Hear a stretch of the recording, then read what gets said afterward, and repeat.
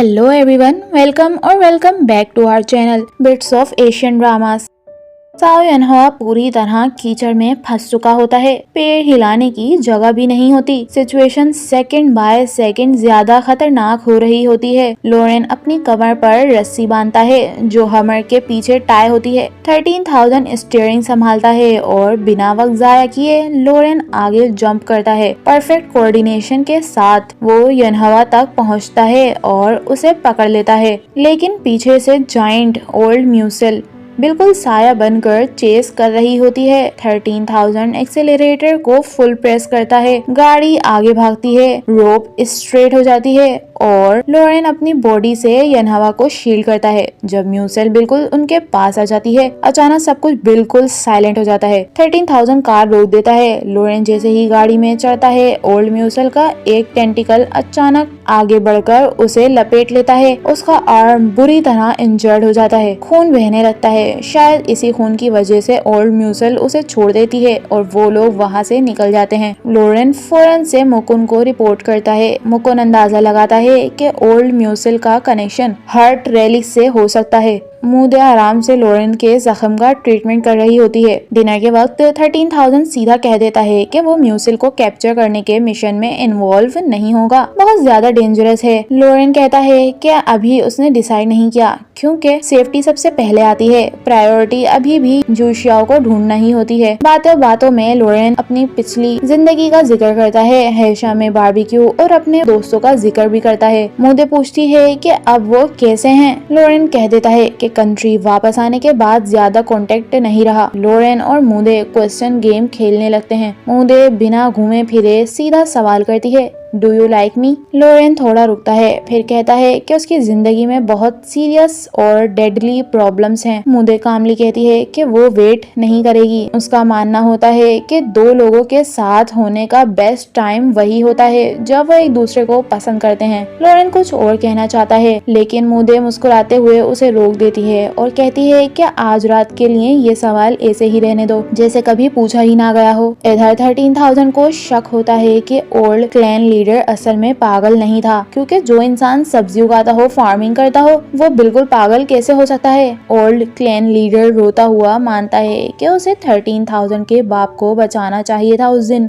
और जो कुछ अब हो रहा है वो सब उसकी सजा है। रात को होंशा और मूदे दोनों को नींद नहीं आती। मूदे उसे आज सब जो हुआ लोरेन के साथ वो सब बताती है। कहती है कि मैंने पूछ लिया था। होंशा उसे तसल्ली देते हुए कहती है कि कोई बात नहीं, मैं और अच्छे लोगों को इंट्रोड्यूस करवा दूंगी। लोरेन लेग आई इक्विपमेंट ऑपरेट करता है और रिमोट अंडर वाटर स्कैन शुरू होता है। पानी के अंदर कोई फिश या श्रिम्प नहीं होती, लेकिन लाइव स्टॉक बोन्स बहुत सारी होती हैं और उनके बीच एक इंसान का जिस्म। यान होंशा फौरन पहचान लेती है, वो उसका सेकंड अंकल जूशिया होता है। 13,000 मैकेनिकल आर्म से बॉडी निकालने की कोशिश करता है, जबकि लोरेन अंडर वाटर मूवमेंट ऑब्जर्व करता है। तभी ओल्ड म्यूसल दोबारा अपीयर होती है, मैकेनिकल आर्म को जोर से हिट करती है। इसी दौरान 13,000 की नजर अपने बाप के रिमेन्स पर पड़ जाती है। अब डिसीजन क्लियर होता है, बॉडी रिकवर करने के लिए पहले ओल्ड म्यूसल से डील करना जरूरी है। सब लोग एग्री कर लेते हैं। लोरेन एक प्लान बनाता है और सबको टास्क असाइन करता है।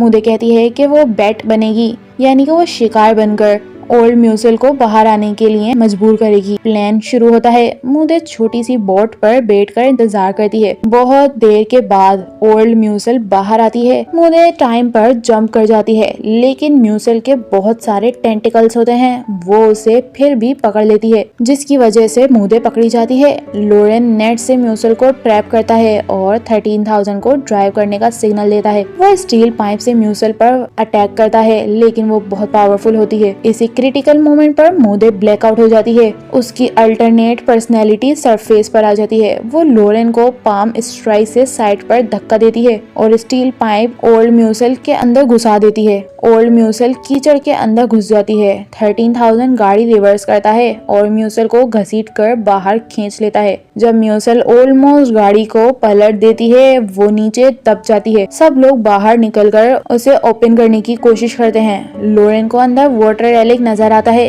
कुछ करें इतने में म्यूसल के टेंटिकल्स सबको लपेट लेते हैं। और लोरेन का आर्म क्रश हो जाता है और खून बहने लगता है, जिससे टेंटिकल्स की पकड़ हल्की हो जाती है। टेंटिकल्स पीछे हटते हैं तो लोरेन रियलाइज करता है कि ये ब्लड से डरती है और लोरेन ये सबको बताता है। 13,000 खून का यूज करके यनहवा को बचा लेता है। लोरेन मौका देखकर वाटर रेलिंग निकालता है और उसे पानी के बॉक्स में रख देता है। लोरेन 13,000 को बताता है कि लेक का सूखना जियोलॉजिकल स्ट्रक्चर इश्यूज की वजह से था। ओल्ड क्लैन लीडर गांव छोड़ने के बाद पूरी तरह अपने होश खो चुका था। 13,000 अपने बाप के एशेज के साथ घर लौटता है। होंगशा अपने सेकंड अंकल के लिए पेपर बर्निंग रिचुअल करती है। लोरेन मुदे से पूछता है कि जब म्यूसेल ने उसे पकड़ा था उस वक्त उसे क्या हो गया था। मुदे कहती है कि उसे खुद भी नहीं पता और वो खुद हैरान होती है कि सेलर विसल कैसे लोरेन के पास पहुंच गई। मुकुंद टेस्ट कंप्लीट करता है और सबको वापस बुलाता है। ओल्ड क्लैन लीडर 13,000 के सामने घुटनों पर बैठकर माफी मांगता है। 13,000 कहता है कि पहले पर्ल्स इसलिए नहीं मिल रहे थे क्योंकि इकोसिस्टम डिस्ट्रॉय हो चुका था। अब चीजें रिकवर हो रही हैं। जब पानी वापस आएगा तो म्यूसल्स, फिश और श्रिम्प्स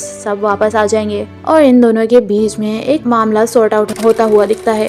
मुकुंद कहता है कि हार्ट रेलिक्स आपस में कनेक्टेड हो सकते हैं और सिर्फ पानी उन्हें कंटेन करने के लिए काफी नहीं। 13,000 को अचानक याद आता है कि जब ओल्ड म्यूसर को सबड्यू किया गया था, जब उसके साथ लड़ा गया था, वो तो जैसे ही उसका और लोरेन का खून लगा वो फौरन से पीछे हट गई। ये बात सब कुछ क्लियर कर देती है। मुकुंद पांचों का ब्लड एक्सट्रैक्ट करता है और एक एक करके वाटर टैंक में ऐड करता है। जैसे ही ब्लड पानी के साथ मिक्स होता है, हार्ट रेलिक रिएक्ट करता है और इल्यूजन क्रिएट होता है। एक फ्योनिक्स, एक फेंग और एक लुआन हवा में उड़ते हुए नजर आते हैं। कुछ ही सेकंड्स में तीनों बर्ड्स मर्ज हो जाते हैं और एक सिंगल वाटर इमेज बन जाती है। 13,000 फौरन अपना ड्राइंग बोर्ड निकालता है और इमेज स्केच कर लेता है। मुकुंद बताता है कि एक्सपेरिमेंट्स के बाद उसका कंक्लूजन ये है, अगर पांचों में से किसी का ब्लड टाइप पेंटिंग से मैच करता हो और वो ब्लड उसके जिस्म में ट्रांसफ्यूज किया जाए तो हार्ट रेलिक को फोर्सफुली बॉडी से बाहर निकाला जा सकता है। ब्लड इंजेक्ट किया जाता है और बिल्कुल वैसा ही होता है।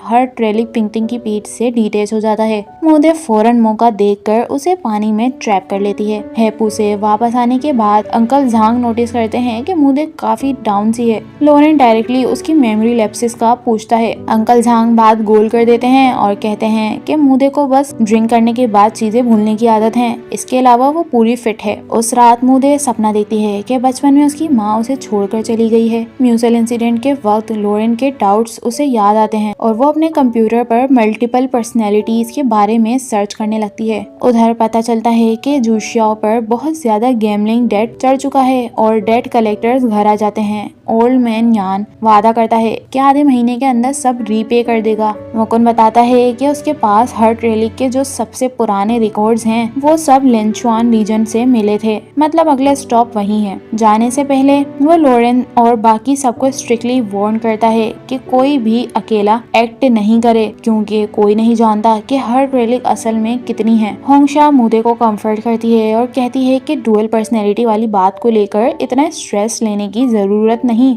मुदे थोड़ी रिलीव्ड होती है और अपने दिल में सोचती है कि अच्छा ही हुआ उसने लोरेन के साथ कोई रिलेशन स्टार्ट नहीं किया। अगर उसे सच पता चल जाता तो सिचुएशन बहुत बुरी हो सकती थी। लोरेन रेस्टोरेंट बिजनेस स्टार्ट करना चाहता है। यनहवा सजेस्ट करता है कि ओल्ड म्यूसल से मिलने वाले पर्ल्स को अपनी इन्वेस्टमेंट शेयर बना देगा। लोरेन ना हाँ करता है और ना बस 13,000 को कह देता है कि वो यनहवा को एडमायर करता है। बंदा इंस्पायरिंग है और इनिशिएटिव जबरदस्त है। मुदे से अपोलॉजी के लिए लोरेन एक गिफ्ट लेने का डिसाइड करता है और लियान यान नाम की शॉप में चला जाता है। शॉप कर लियान शू काफी ज्यादा वियर्ड होती है। अपना मोस्ट प्राइज्ड आइटम दिखाती है, एम्ब्रॉयडर्ड 3 इंच लोटस शूज के 2 पेयर्स। लोरेन उन्हें फ्यूडल रेलिक्स कहकर ब्लंट तरीके से क्रिटिसाइज करता है और बिना खरीदे निकल जाता है। इसी दौरान यनहवा का अर्जेंट कॉल आता है शेयर होल्डर्स मीटिंग के लिए। वहाँ रेस्टोरेंट का नाम फाइनल होता है फ्योनिक्स टावर, जो आइडिया मुदे का था। मुदे ओल्ड मैन यान के एक काम एक्सेप्ट कर लेती है और होंगशा के साथ हिडन ट्रेजर वेल ओपन करने जाने वाली होती है। लोकेशन वो डिस्क्लोज नहीं करती। लोरेन अनईजी हो जाता है और मुदे से कहता है कि अपने फोन हर 1 घंटे बाद लोकेशन सेंड करने पर सेट कर दे। यानी ऑटोमेटिकली हर घंटे उसकी लोकेशन लोरेन के पास आ जाए। जाने से पहले मूदे लोरेन को एक डेगर देती है। इसी मोमेंट लियांशु वही शॉप ओनर आती है और ऐसे बिहेव करती है जैसे कब से लोरेन को जानती हो और पेस्ट्रीज लाकर हेलो बोलती है, जिससे एटमॉस्फेयर थोड़ा सा ऑकवर्ड हो जाता है और मूदे सैड। रात को 13,000 को थंडर सुनाई देता है लेकिन यनहावा को कुछ सुनाई नहीं देता। एक नया इल्यूजन अपीयर होता है, नए हार्ट रेलिक्स का सिग्नल। लोरेन फौरन मूदे को इन्फॉर्म करता है और कहता है कि अगर कुछ भी अनयूजुअल हो तो फौरन कॉल करना। साथ ही वो कहता है कि लोकेशन अब 1 घंटे में नहीं हर 30 मिनट में सेंड करे। जैसे ही उनकी गाड़ी पूजे एंटर करती है, मूदे को इल्यूजन दिखाई देता है, एक शख्स जिसके हाथ में झाड़ू होती है। लोरेन को याद आता है कि लियानियान शॉप में उसने बिल्कुल वैसे ही एक डॉल देखी थी। लियांशु बताती है कि उसका नाम सनशाइन डॉल है, जो पुराने जमाने में बारिश रुकवाने और धूप के लिए प्रे करने के काम आती थी। मूदे गैस करती है ये हर रेलिक किसी रेनी माउंटेन रीजन में हो सकता है। इसी दौरान लोरेन और यनहावा दोनों को इल्यूजन दिखाई देता है, एक वेल, लेकिन दोनों के वेल अलग अलग होते हैं। कंफ्यूजन बढ़ जाती है। ओल्ड मैन यान होंश और मूदे को माउंटेन के अंदर ले जाते हैं। बारिश लगातार गिर रही होती है। लोरेन मूदे को याद दिलाता है कि वेल के अंदर हर रेलिक हो सकता है और बताता है कि वो उन्हें ढूंढने आ रहा है। अचानक ओल्ड मैन यान पर अटैक होता है और वो गुस्से में मूदे को डांटता है कि एक बॉडीगार्ड होते हुए भी वो बिल्कुल अनप्रोफेशनल बिहेव कर रही है। और इसी के साथ ये पार्ट यहीं एंड हो जाता है। सो गाइज, अगर तुम सबको ये एक्सप्लेनेशन अच्छी लग रही हो तो वीडियो को लाइक कर दो और कमेंट में कुछ अच्छा लिख देना। और मैं मिलूंगी तुम सबसे अगली एक्सप्लेनेशन के साथ। Till then bye.